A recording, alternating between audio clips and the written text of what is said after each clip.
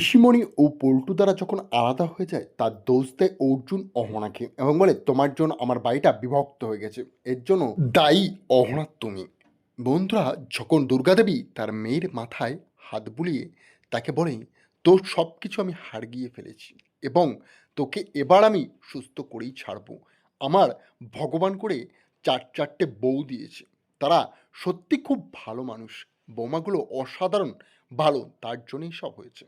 কিন্তু তার হাতের স্পর্শ থেকে স্পষ্ট বুঝতে পেরে যায় মিলি, তার ঘুম ভেঙে যায়, সে আচমকা উঠে পড়লে ভয় পেয়ে যায় দুর্গাদেবী।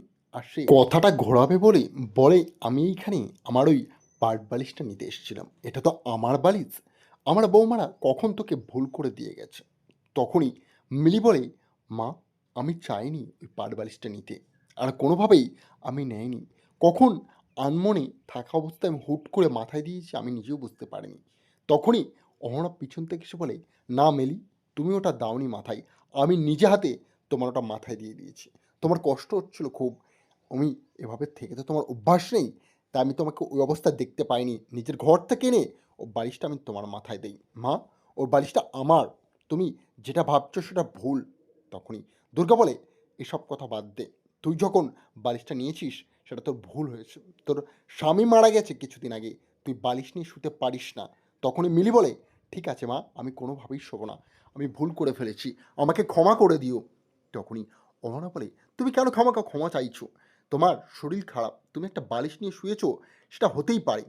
তখনই দুর্গা বলে তুই সব কিছুর ভিতরে ঢুকিস না তো অহনা, চুপ কর, যেটা বুঝিস না সেটা নিয়ে কেন কথা বলিস বারবার, আমি বারণ করছি তো। আর তারপরেই দুর্গা রেগে গিয়ে সেখান থেকে চলে যায় চুপচাপ। অহনা বলে মা, তুমি তো পাট বালিশের জন্য এসেছিলে, নিয়ে যাও বালিশটি, এত লেট করলে হবে, এত ভোলা মন করলে হবে।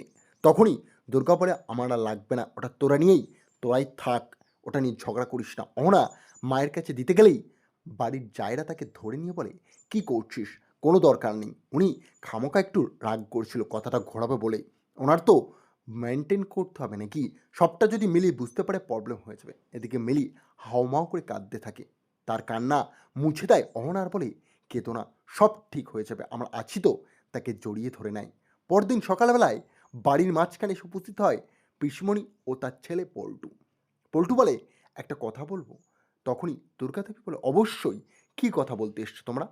তারা বলে আমার এ বাড়িতে সবাইকে খাওয়ার জন্য টাকা পয়সা দিচ্ছি, সবাই আমাদের টাকায় রাজ করছি, কিন্তু আমাদের কোনো মান সম্মান নেই, আর আমরা এ বাড়ি ছেড়ে কোথাও যাব না। তোমাদের প্রয়োজন পড়লে আমাদের সাথে কোর্টে কেস করো, আমাদের সাথে লড়াই করো কোর্টে, আমরা এ বাড়ি ছেড়ে এক পা উঠবো না।